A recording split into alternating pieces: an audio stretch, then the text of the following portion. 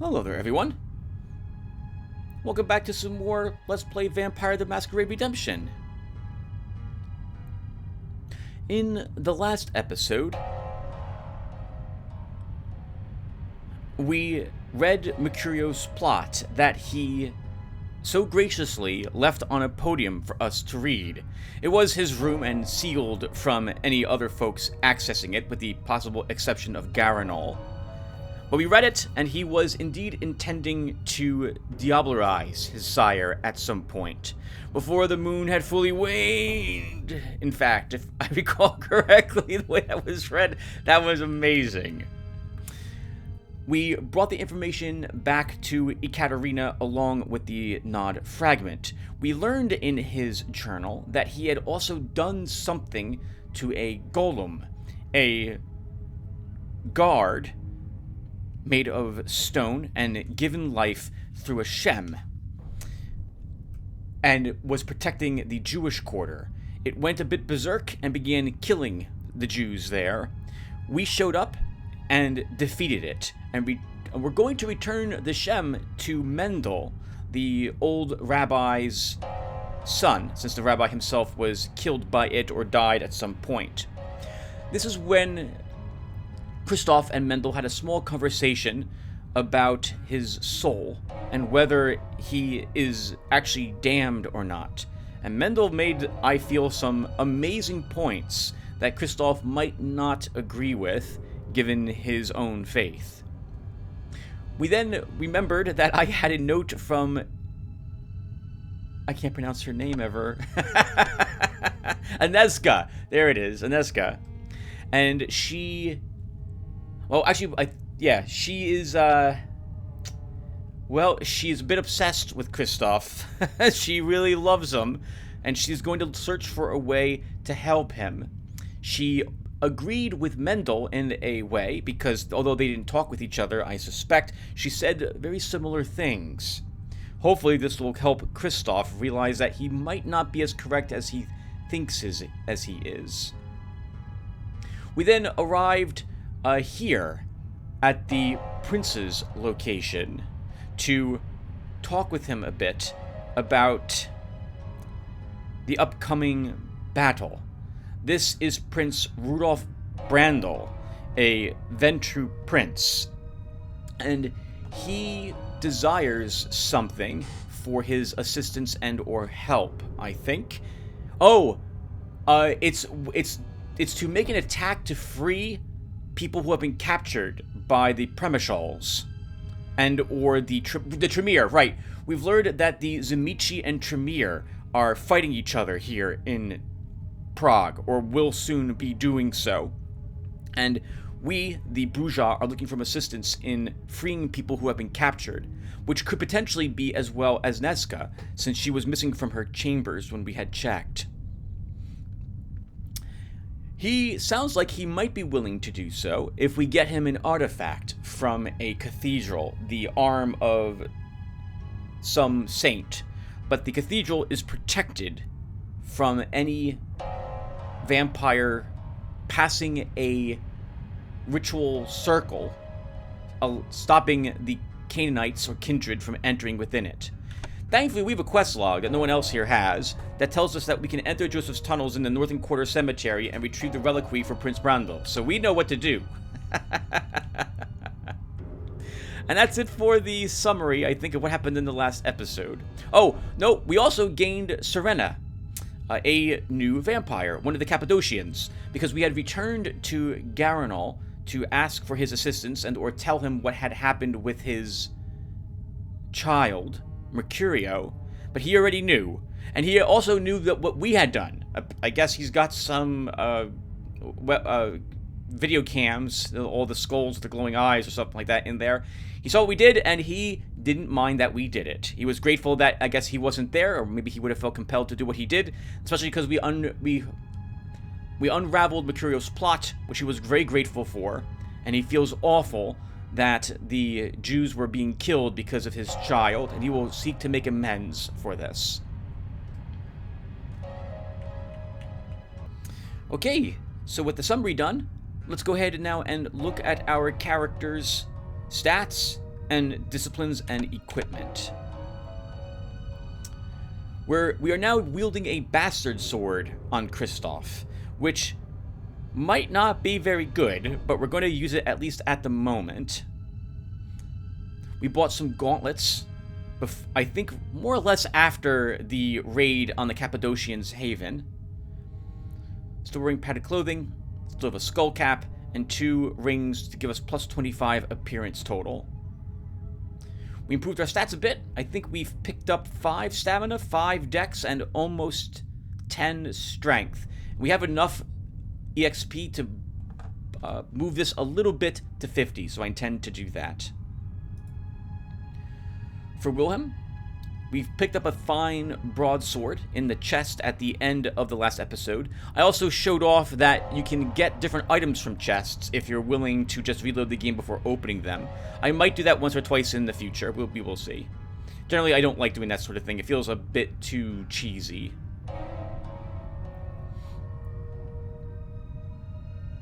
So basically, Wilhelm has gone from two-handed weapon to single-handed weapon at the moment.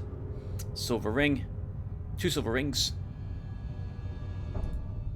And then Serena, who is using the femur of an Elder Zemiski, which does extra damage to vampires. So maybe this will be effective for her. It's rather slow for a one-handed weapon, 85 one-handed, but I'm hoping this does significant damage. And it seemed to make sense to me that she would have a weapon like this, being that she herself is a Cappadocian. We gave her padded clothing, and she's using a shield. And has a bow in her offhand in case I want to use her at ranged. She has not leveled at all yet, so her stats are what she had at base. For disciplines, we increased feed and blood healing to 3 points each. I'm thinking I'll probably leave them here for the rest of the game and work on other disciplines. I would like to improve potence and possibly celerity. We will see. But nothing else has changed. Oh, other than I think we gained a new Protean. Oh, Kristoff earned Protean as a new discipline line to take skills from, but has not yet unlocked anything in it. Here's Wilhelm. We also put a 3rd point into feed and blood healing on him as well. Nothing else at the moment. He started with 2 points in potence, and these Protean skills as well. And Serena, which gives me the first chance I see to see what she has on her. So she has feed and blood healing at 2 points. I'm going to want 2 more in those. Heightened senses, which I think lets her detect invisible enemies, so we might want that. Fortitude makes her, soak more damage. Guess we can give you that on your hotbar as well, Serena. Shambling Hordes, which lets her summon an undead, and Vigor Mortis, which lets her take control of an undead.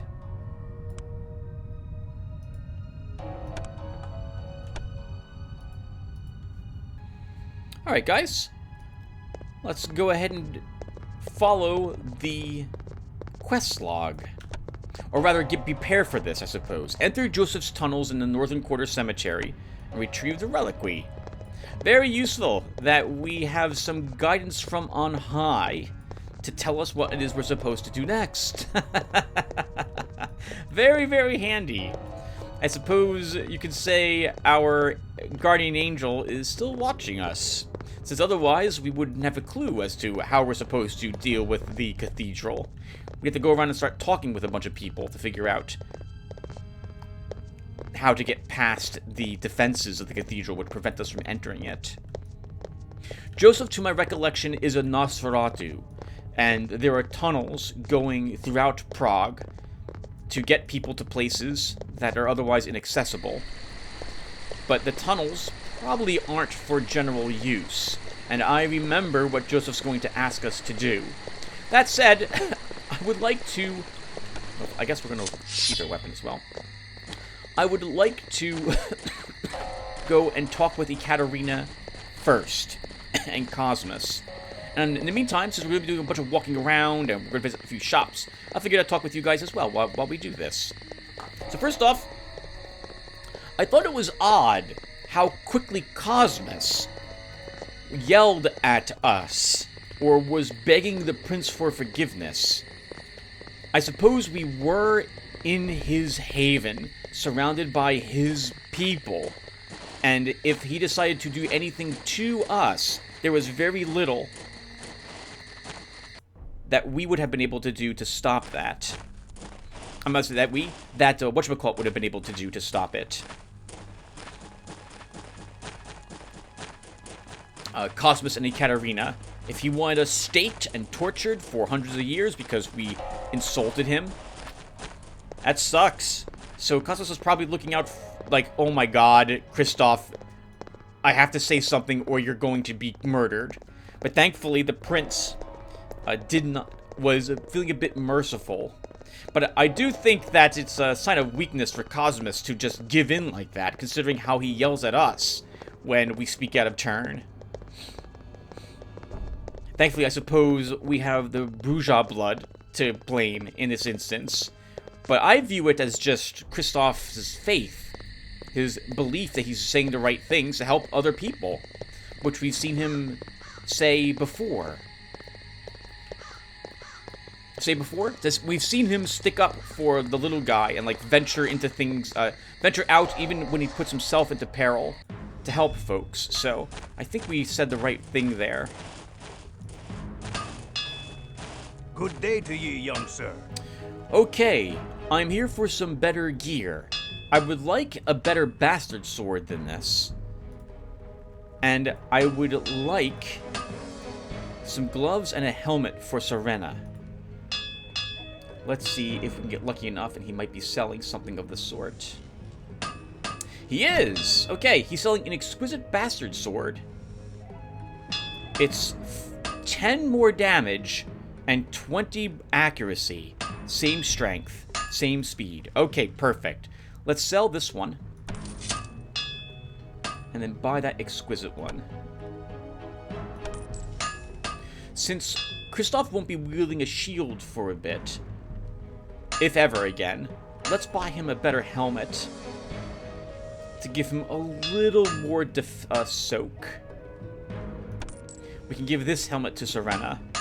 And now we'll buy some gloves for Serena as well. Good day to you.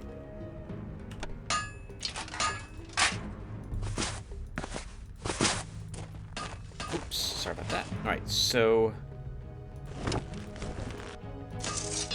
oh crap, we're gonna need or want arrows.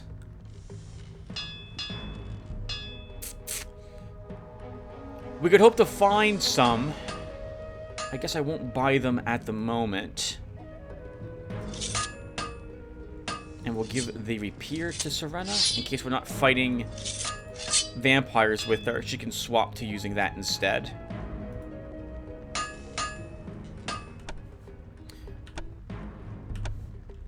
Okay, cool. Oh, we want a neck guard for Serena as well. Good day to you, young sir. If he's selling them.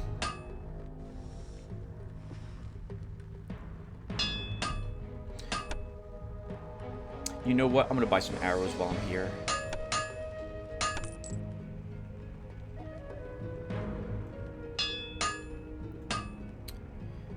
He's not currently selling the neck guards. Alright. Good day to you.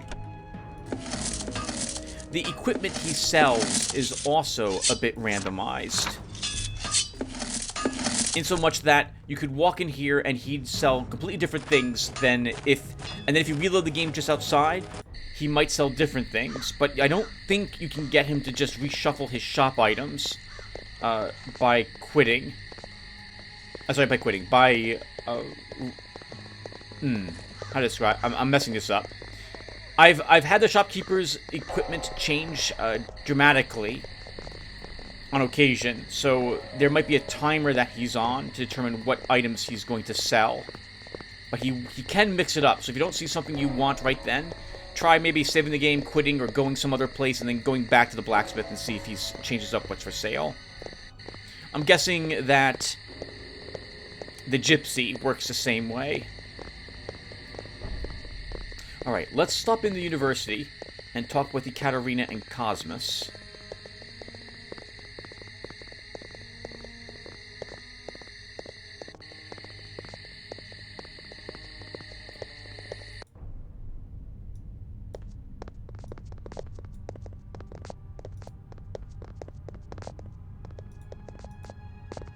Okay, there's nothing there. Oh! They told us about Aneska's letter before. I guess this is a copy of it in case we want to keep it. Okay, and they have nothing to say to us, so... Well, crap, then I should have gone to the Judith Bridge first. I'm sorry, the Gypsy first, and the tunnels. Oh, this will still be acceptable. We have a better weapon now. We'll have to come back here due to a request that Joseph wants. So we'll just do this really inefficiently.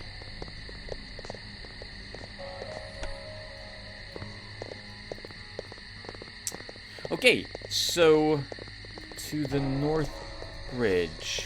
I never remember how to get there. This way.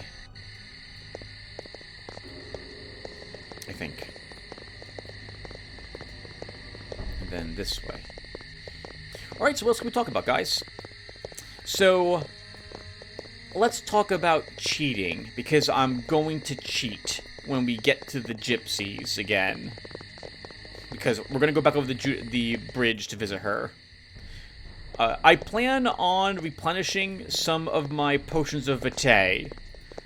And there's several ways I could do it, but I'm going to do it which is the easiest way. I've enabled the console for the game now, and because of how dumb the AI is, it's cost us quite a few potions of vitae that didn't need to be drank.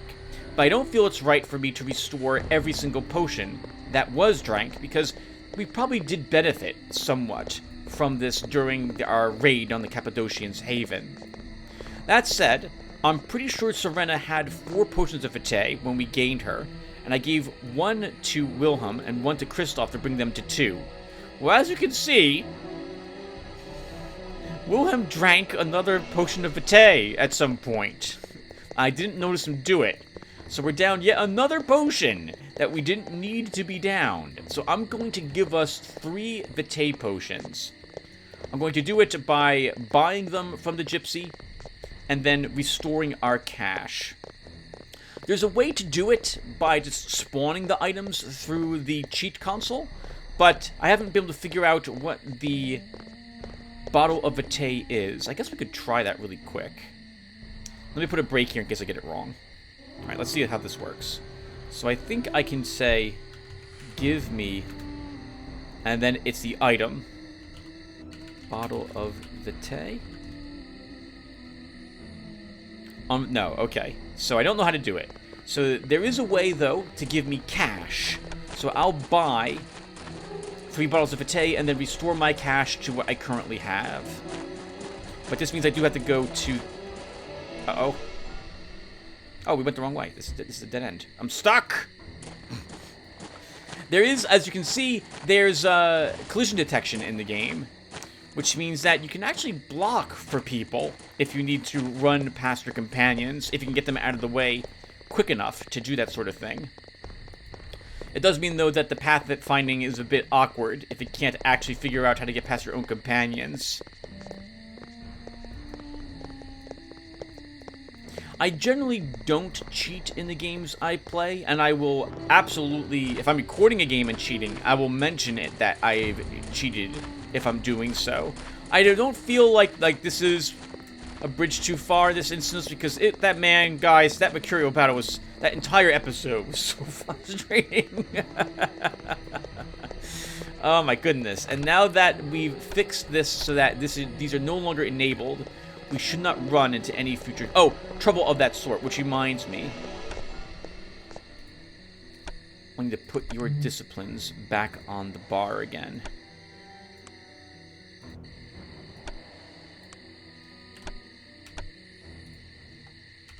Okay.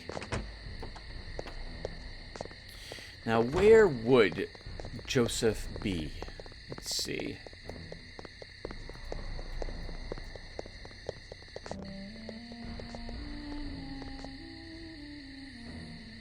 He's not out here, and we can't enter the building here.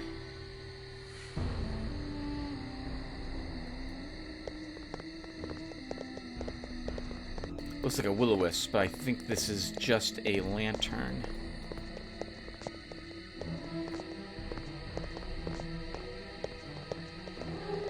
It occurs to me that, given how difficult that battle with Mercurio was, I should probably begin taking the game a bit more seriously, which is difficult to do given the AI.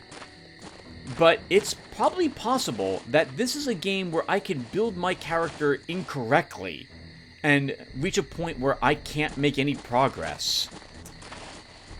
I was intending to level our physical stats and social stats. This might be really bad to put anything into social. I'm not sure if I should do it. We've already increased our appearance by 5, and earlier on with Kristoff, we put 5 points into faith, which we no longer have. I might, in the future, give us back that experience points, which is like 1,200, to spend if it turns out that this has significantly weakened me, which arguably it has. But right now, I'm going to stick with my decision. I think the thematic, until we reach a point where I simply cannot win, I won't even consider it. But I'm giving you guys a heads up that this is something that's been going through my head since 2 episodes ago. Hello, Joseph. Salutations from Ekaterina the Wise. Wise. Not wise enough to protect the mortals from Cainite treachery. And neither was I. It has now been set right by the courage of the Promethean Bruja. Has it? Another quarter of Prague is now defenseless before the fiends who steal innocence in the night. Sons of Cain and sons of Abel alike are missing. But I am pleased thou hast stopped the golem. Send my greetings to thy mistress. Where do these many passages lead? Everywhere. Everywhere mortals live in Prague. There are secret entrances to even the most impregnable fortresses of the mortals. Most useful. Enter them not, stripling. Trespass, and I will peel thy pretty, unscarred face, and wear it as a fair and tender mask. My tunnels are only for Nosferatu. Or those who pay the price. What price? Bring me a goblet of sweet blood from an elder Cainite of beautiful visage, or venture not within my lair. Joseph, do thy hidden tunnels allow vampires to enter the cathedral? Aye. My tunnels undermine the sanctified ring of protection. I have used the tunnels to enter the cathedral many times, and gorged myself upon the intoxicating Christian blood within. Then I shall bring thee the blood of a beautiful Cainite elder, and enter thy tunnels. All right. Well, our quest. Find an elder of a beautiful visage. I thought it was visage. I guess I'm wrong again. And bring it back to him. So, Serena's kind of cute, but she's not an elder, so that's not going to work. Kristoff is also rather handsome, but he's not an elder, so that's also not going to work. Well, we've got the prince. I suppose he's good looking, but he's not going to give us a single drop of blood to help us perform the task he wants done. Why on earth would he do that, let alone a goblet of the stuff? So this means the only other vampires we are aware of would be Garanol, and while he's a stout fellow, and probably to some people's liking, probably not to Joseph's. Cosmus could work. So could Ekaterina. Though we know Ekaterina has some mouth problems. But, by the way, did she really have to do the whole, like, hissing thing when she decided to kill Kristoff? I mean, that's not going to endear your child to you if you basically mock him right before you kill him, Ekaterina. Like, was that really a requirement? I mean, I understand that like you're showing off or something like that. You don't take the scarf off very often, but you didn't really have to do that, did you? Oh, that's just messed up. Anyway, Ekaterina, I suppose, will qualify as long as we don't consider her scarf and her lower jaw.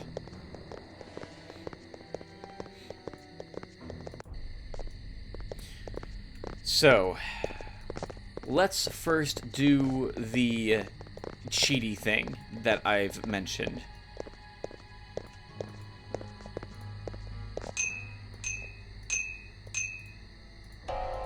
And we're going to be giving Serena 2 potions and Kristoff 1. Okay, so let's get back. Actually, I guess I can do this off screen, everyone. So I'll be back when I am at the Gypsies to show you how it can be done. Oh, okay, so I'm going to buy 3 potions of Vitae.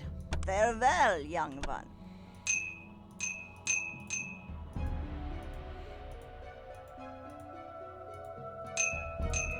Okay, and now my companions have them. And then I'm going to cheat to give me back the money I spent on those. So, I can bring up the console, now that I have it enabled. And I can type cash, and give myself back the cash I had. Cash plus a number will give you that amount of cash. If you had more than that number, it will reduce it to that number. Alright, and that's it. So I figured I might as well show you that I'm doing it. And I'm not going to feel too bad about it. There's all sorts of other commands which you can do when it comes to cheating. Quite a few of them. There's a god mode in the game. Give yourself experience points. Give yourself items. Give yourself disciplines. Take these things away. You can hurt yourself. Kill a character. All sorts of stuff is possible through the developer console. I don't tend to cheat in the games I play, although I have done this for a few games. It's mostly to deal with AI issues when they occur. Especially in a game like this where they consume resources and I don't want them to do that sort of thing. Or if there's bugs or glitches. Fallout 3 would be an example where I had to resurrect dead NPCs that killed themselves by falling off staircases and what have you. Or spawn objects in the game world because the game didn't actually spawn them. Or they fell through the world and then I had to recreate them again. Just one of many examples of where I've done some cheating.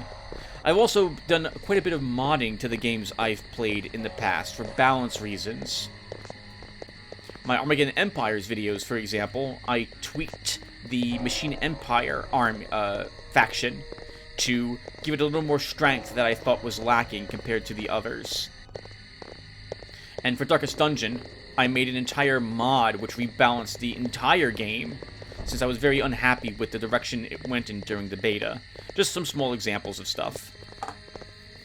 For actual cheating, as you've just seen me do, though, giving myself stuff. Well, actually, no, this is because of what the AI decided to do. So I'm trying to balance out a little bit of the dumb decisions the AI did. Hold on. Let's talk with Ekaterina. We crave a goblet of thy precious blood, that we may enter the Nosferatu tunnels to pass into the cathedral. I do give thee a goblet of my blood, brave Kristoff. May the arm of a saint arm us with absent friends. She had a chance to.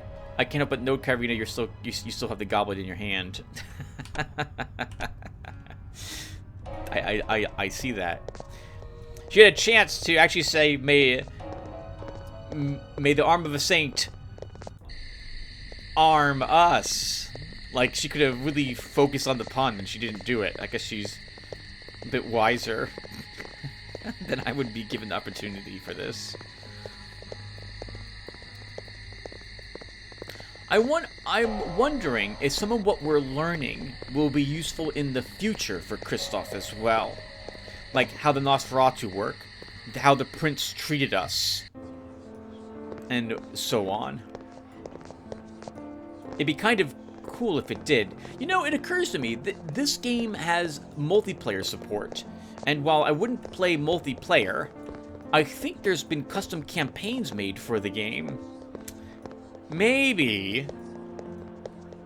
No, I don't think I am. But say maybe I'll try one of those later, but I'd have to, when I beat this game, I could try. I'm not going to play it again this year or next year probably. But maybe I could try that Age of Redemption mod, which supposedly fixes a huge amount of the issues with the game. I'm sorry, that was phrasing correctly. There are many issues. There are issues with the game, and the mod addresses, as far as I'm aware, almost all of them.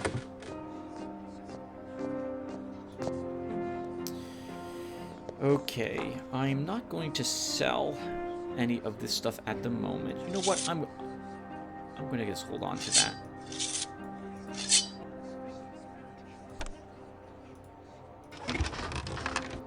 Okay. Strength increased. Good. 50.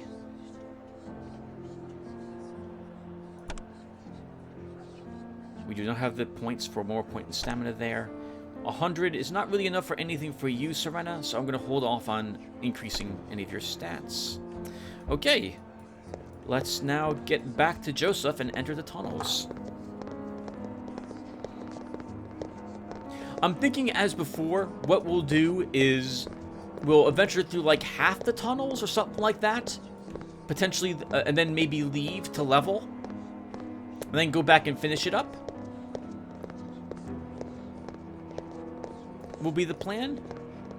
I'm not quite sure how the game developers wanted you to do some of this. Like, do they expect you to be able to do a dungeon from the get-go without any issues?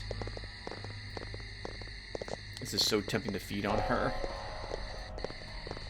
I want to go this way. I guess if the guard isn't by the north gate... He is right there. Okay, never mind.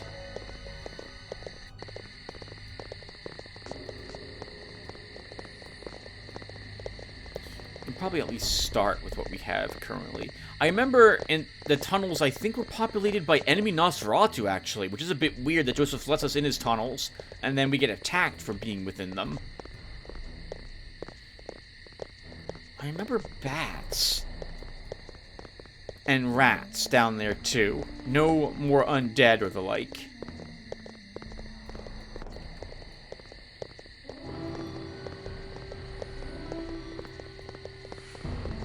What else is there we can talk about, viewer? Let's think here.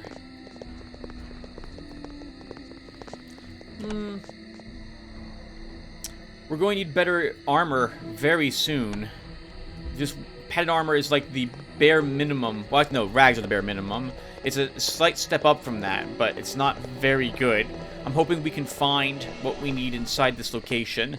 We may reload a chest opening once or twice, but only once or twice, and only for like maybe 1 or 2 chests, just to see what could spawn from them. But I really don't want this Let's Play to turn into Tim keeps re-rolling until he gets the best gear.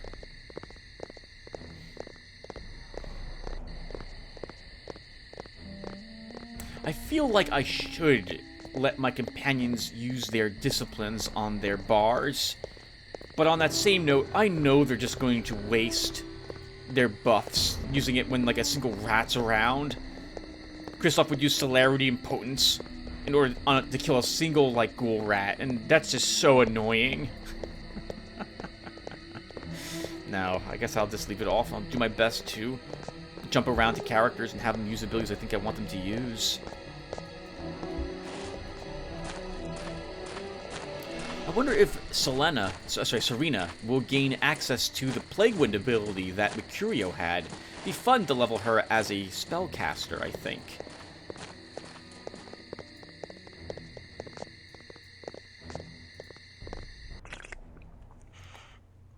Oh, yes.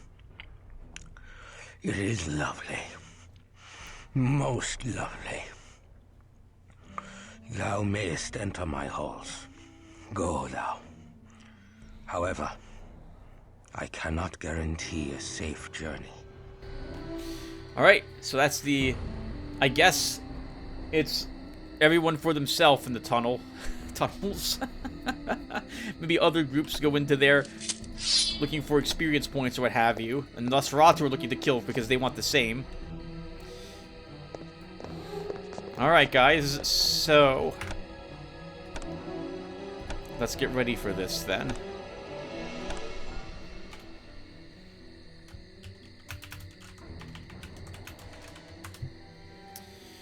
We got like 20 minutes more we can play. Let's start this.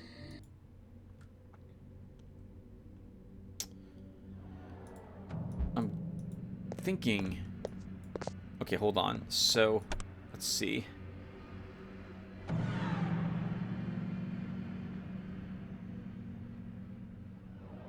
Withdraw!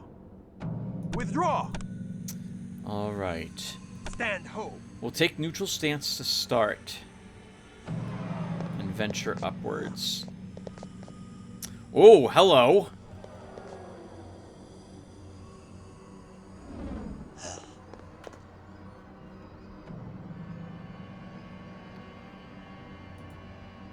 Well, that's interesting. So, there's guards immediately on the other side, waiting for hostiles. Ugh.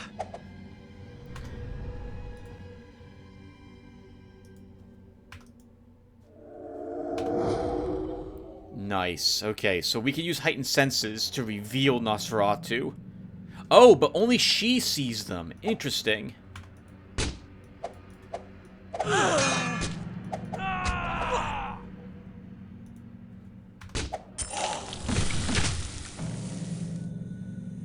At least you can get a hit in or two.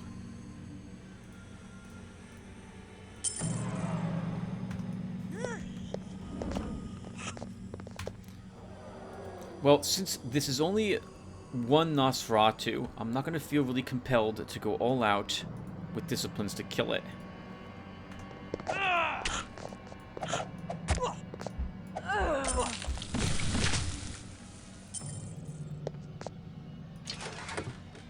A light helm!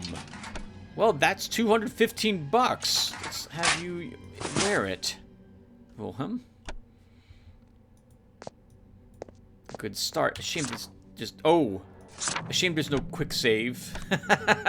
Because I totally... we'll just do this. That's a good... well, I like that find. Their coffin? hello.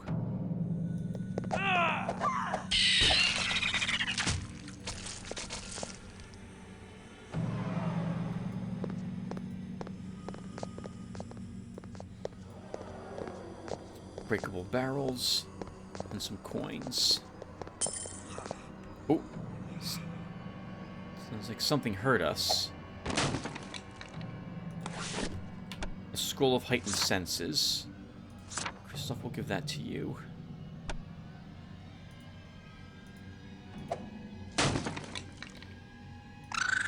And a rat. And what's in this coffin? Potion of Atay. Okay. I guess we'll... I see the Nosferatu up ahead. I'm guessing there's more than just him there.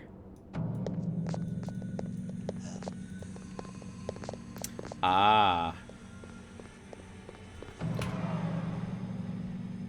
Oh, that's so awesome! This looks like the old Nosferatu from the Nosferatu movie. Because he's got the two long teeth in the front. That's pretty cool. Christoph, let's have everyone attack.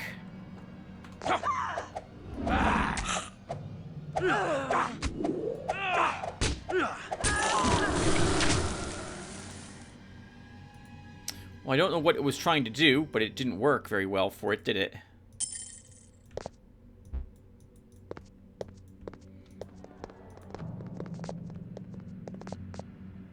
We have another enemy there. Quite a few here. Okay, so... let's have you use potence. Kristoff, you can do the same. And we'll use nothing yet on Serena.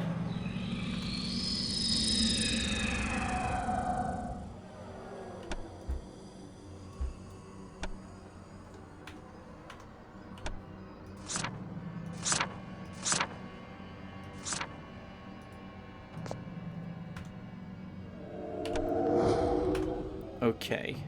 Wilhelm, I'm going to move you up here. Kristoff, let's run you up there. And Serena, you move up.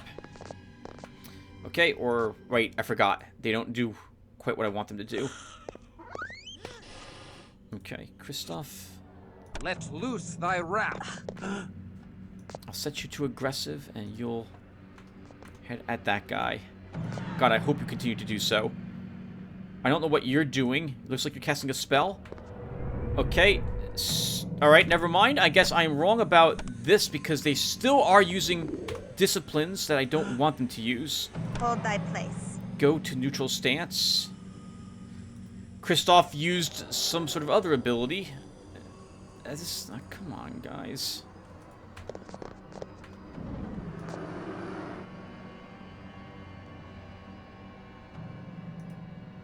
Serena, let's use Shambling Hordes.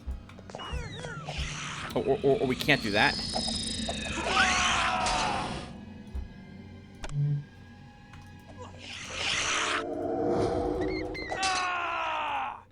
Well, you might as well attack the rat that's behind you.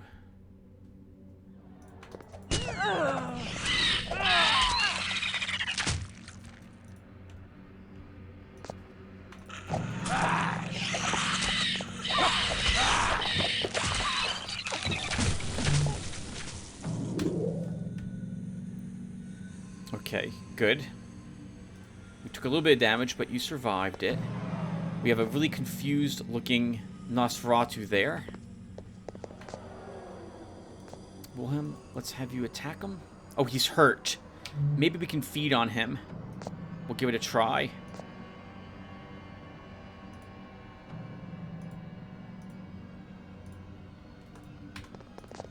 What's happening? Serena? Did someone just drink a potion?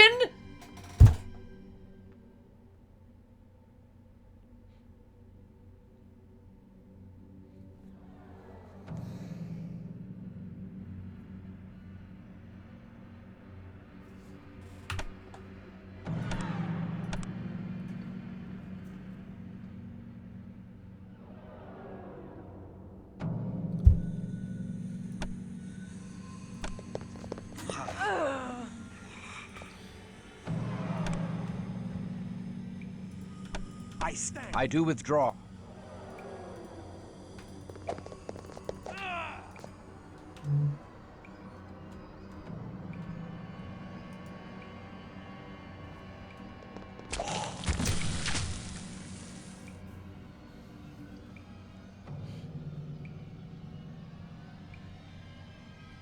Okay.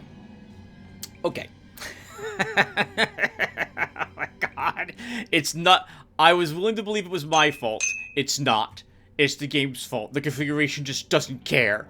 When I put into it, it still does whatever the F it wants. Oh man, guys. This is so frustrating. Oh, and of course, Kristoff also used a potion of Vitae. Because of course he would. Alright. So here's what I'm going to do, guys. Okay. Weak with lack of precious blood. Oh my god. Kristoff, that's because you use all your abilities when we're fighting a single ghoul rat. You lovable moron. Hey everyone, it's been 3 days since the combat in this room ended. And I am having another awkward cut here at the end, since I want to do a better job discussing how we're going to continue this game if we continue playing it. As you guys have seen, I am running into a lot of frustration trying to get my companions to do what I want them to do. the AI doesn't care about what options I've configured or what stance they seem to be in. It still does whatever it feels like doing at any particular time, which is usually not the thing I want it to do. It blows through all of my resources. It uses a bunch of abilities when they're not needed. It uses the wrong abilities on enemies, which I would imagine are immune to certain abilities that are used. You can't really, for example, dread gaze a ghost, and yet you can't awe a golem. But these things, I'm imagining, are totally going to happen as we continue to play the game. And so I ended episode 7 as politely as I could, but a little too quickly after the combat, since the anger in my voice was very palpable. So I'm reshooting it now, and it's been a few days, and I want to talk to you about some of the things that I have discussed with you guys on part, I think it's 5 that just made it up, and also to thank you all for leaving me some feedback. I really do appreciate it, guys. Thank you. I was so mad at the end of part 5. Holy crap, viewer. You've got no clue how frustrating I was finding this game. So I'm going to talk about it a bit with you guys, and talk about the options that we have going forward. But we're all done with this episode. If you don't care about the choices and don't want to vote, thank you guys for watching. We may not be uploading any more Vampire Redemption depending upon what the other viewers decide to vote for. But thank you for watching this one. Assuming you stopped by to watch it, I hope it was enjoyable. Looking back at it now, sure, it was fun. I'm glad I played it. But, oh man, at the time I'm doing these fights, it is very frustrating for me.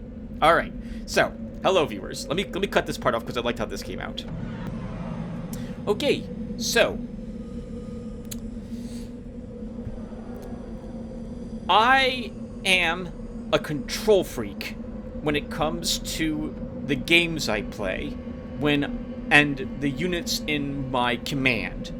When I tell a unit to go someplace, I expect them to go there. When I tell a unit to do something, I expect it to do that thing. I'm spoiled because I've been playing games where I control multiple people for a long time. And games like Dragon Age Origin or Mass Effect or what are some other games?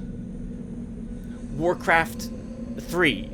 Games where you control multiple heroes or multiple units allow you to give orders to your units, and they act on the orders that you give them. And you can give orders to other units at the same time, but the unit that you gave the prior order to still performs the action that you told it to do.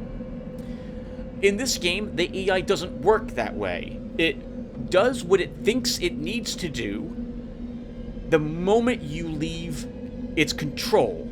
The actions seem to override whatever previous thing you told it to do. If I tell William to attack a unit in the far away, and then I select Christoph to attack a unit close up, Willem might not attack the unit I gave him an order to attack. He will immediately decide to do something different. And what that thing is seems to be completely random. The pathing in this game is also, well, it's awful. I get stuck on things. It doesn't know how to walk around to fight other targets.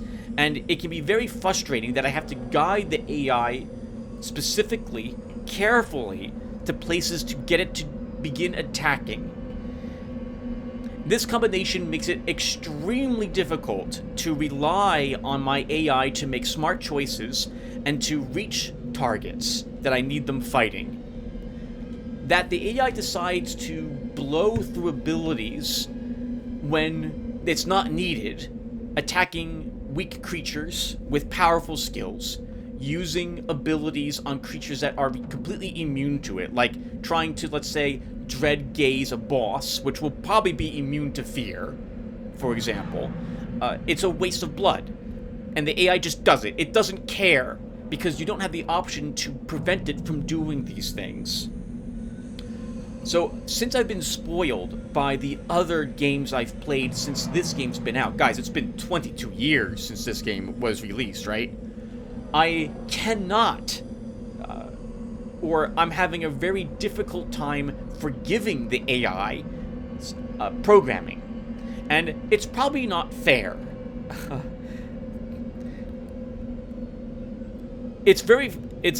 I know that's not difficult. That's weird for me to say, given how vehemently I have been cursing. Actually, I don't think I've dropped an F-bomb yet at the AI. I know I've cut sections of these videos out where I had a few choice words to whoever developed and coded the AI for this game, but it was made 22 years ago. Okay. Well, unfortunately, I don't have any, I can never pronounce this word, nostalgia for this game. This game has no particular special place in my heart. I don't have any fond memories of this game. I did not play this game when it was released.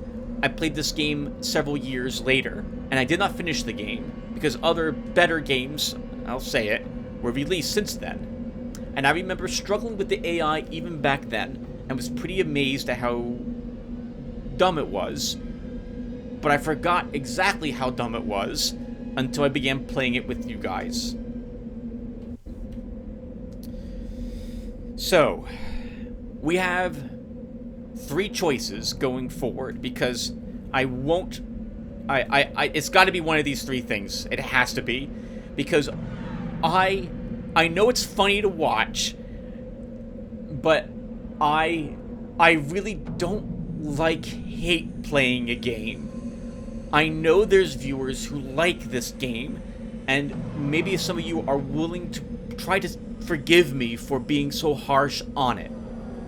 I like some aspects of this game, but the AI really makes it difficult for me, since most of the game is the combat we are doing. And if the combat is plagued with this bad AI,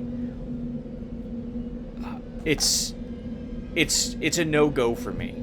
So here are the 3 choices that we have. And if you could tell me in the comments which of these you want, that would be great. I will wait to record another episode of this if we continue playing this game until about probably a week has gone by, because I'm going to need time to tally the votes, and depending upon... Actually, I guess it depends upon which one of these wins. So let me present you with the options. Option 1. We install the Age of Redemption mod. I've read some surface level changes for this mod to have a better understanding of what it's going to entail. Age of Redemption adds more restrictions to the game, makes it a bit more canon to the Masquerade rules, because you have to consider blood that you're draining when you're feeding on targets, and you can't I can't never pronounce this either. Diablerize vampires without penalty. It changes weapon damage as well. Two-handed weapons can one-hit things. Sometimes, perhaps, even take a huge chunk off a boss. But we could be instantly killed when we're hit with a two-handed weapon, for example. There are other balance changes done in prices and in various disciplines with how they work. My reading of the synopsis for Age of Redemption mentioned the developer of it mentioned that he wasn't sure, like, if someone had asked if they should play the Masquerade Redemption and install this mod for their first playthrough, he would say don't do it.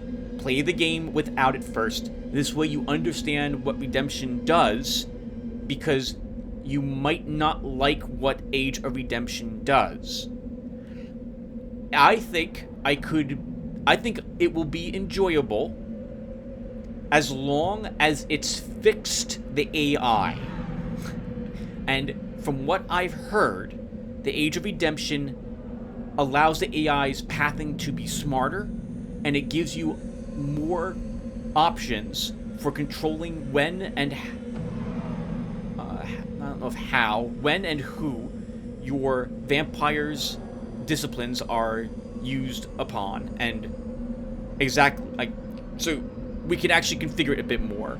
I think the disciplines also have had their length of time they're in effect extended somewhat significantly, depending upon the discipline. But the synopsis also mentioned to read the disciplines very carefully to make sure that you understand how they're different in the mod compared to the base game.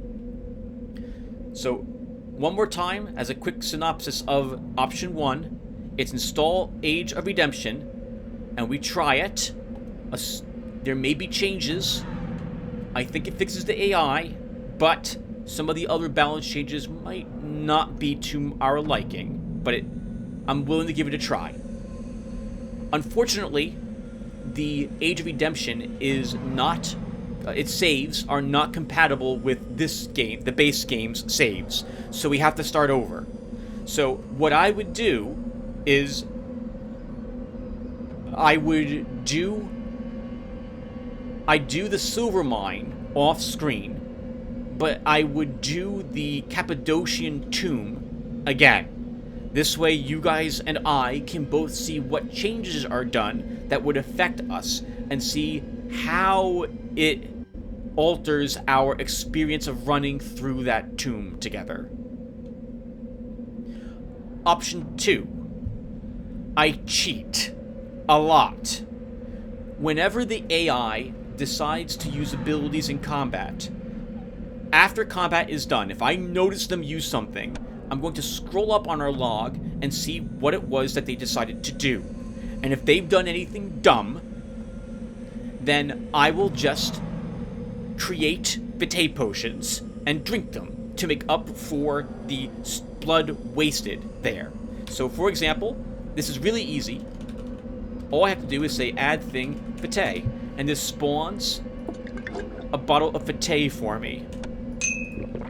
I can do this endlessly, and I will not hesitate to do it as much as I feel I need to make up for what the AI is deciding to do. On this note, there will be 3 reasons why I would spawn vitae potions. Once again, because the AI is using abilities and I told them not to. Because the AI decides to drink a vitae potion and I didn't want it to do that. I want to be the only one who's using vitae potions. Or I was feeding on someone and the AI decided that that thing needed to die by striking it even though I was in the middle of feeding on it or about to feed on it or trying to feed on a vampire. In that case, I would just spawn 2 vitae potions and call it even and not care.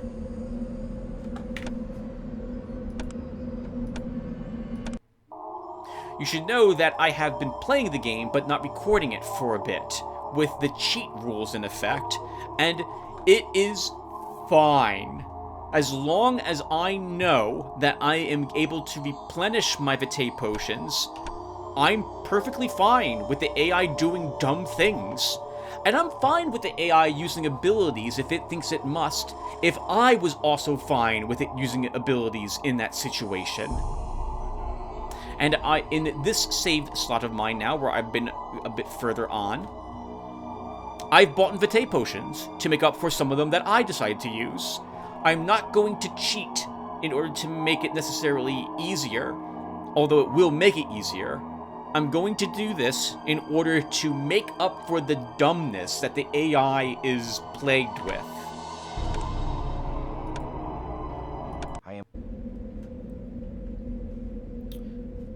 So that's another option.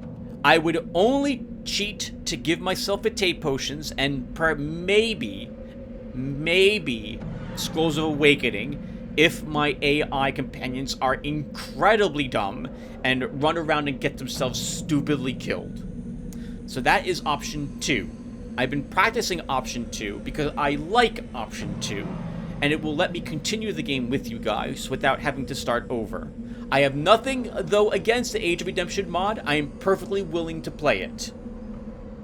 Option 3 is I'm done. We stop playing this game. It's too frustrating. We can't agree that Tim won't cheat a little too often. I'll do the best I can. We can't predict if the changes in Age of Redemption would be to all of our likings. And so we just... I won't play the game without one of those two things happening. I am done. And I am sorry, but I don't have the patience. I don't have the patience to deal with the AI unless one of these two things is allowed. So that's it. That's option 3. And I really, really want to stress that any of those options is absolutely 100% perfectly fine. I have no preference for any one of them. Any of them will do. I swear, guys, any of them will do. They all sound good to me. If we use the Age of Redemption, we'll get to see a chance what those changes are. We'll get to see if the AI has been fixed, and I'll try to get used to the new changes. It's supposedly a little closer to the original Masquerade rule set as well. So that could be fun. We cheat a lot because I don't care what the AI does if I can recover from its dumb decision making by restoring blood. By far and away, the most frustrating thing I have here with the AI is they're blowing through resources. So if that's not a concern, because I'll never run out, then I don't care how many Bate potions they drink. I'll just make them again. And again, I would only do that in situations where I thought it was inappropriate. If we're fighting a boss and they use potence, they take a hit, they use blood healing, and then they drink a Vitae potion, you know what?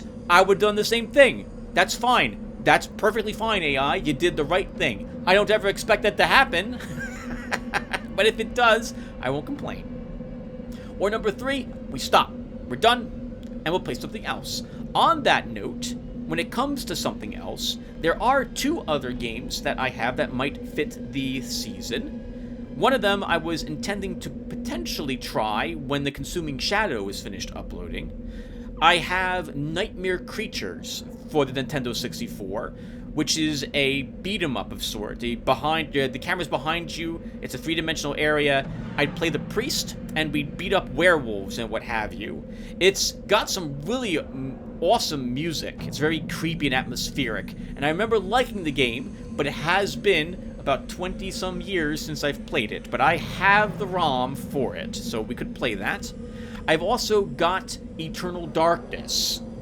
I've had this ROM for a bit, and I've got an emulator ready to play it. I actually own the Eternal Darkness mini-CD. I think I might have mentioned it earlier in this video or in the last one as a potential game we could play as well. There are some caveats with both these games as well, in that I haven't played them in a while. And for Eternal Darkness, my memory of it is that it's a bit easy, unless I allow the game to be hard, and I'd probably choose to let the game be hard. So, unsurprisingly, Tim has more house rules. Oh, and for Nightmare Creatures, I would disable the adrenaline meter. In that game, you have to kill a creature before X amount of time has passed, or your character dies. There's a in-game reason for that. I think it's because of a plague that's been released on the city, but I love just walking, because you know me by now, I like walking everywhere, and listening to the music and enjoying the amazing graphics for like 1991 or so when the game was released, and so I will have those things set as well. Anyway, once again, please vote if you care. If you don't, once more, thank you for stopping by and watching. I do apologize for wasting your time, and if we don't continue this game, thank you guys for putting up with me. I really don't want to hate play a game because someone has really fond memories of these, and man, watching someone, especially if I have a viewer who likes watching what I play, and then I play a game that they like, and I don't like it, oh man, that's such a hard thing. I feel so bad for those viewers who then, like, they're not gonna watch the series. They're not gonna have. They might have fun watching me curse and swear, but man, it's gonna be so frustrating. So, once again, those 3 options. Please let me know if you care. I honestly have no preference, and whichever one of them wins will be the one that I will do. And I will not vote unless there's a tie. So, alright, and that's it. So, thank you guys again for watching this episode. I hope it was entertaining, and I will see you all in the next one. If we do another one. I guess on that note, there will be a small video here when I've tallied up the votes. I'll wait 3 days to tally the votes. Until voting is closed, basically. And based on who wins, I will put another video at the end of... it'll be a small video where I'll just discuss with you guys what won and what that means again. Alright, so I'll see you guys then. Thank you for watching, guys. Take care.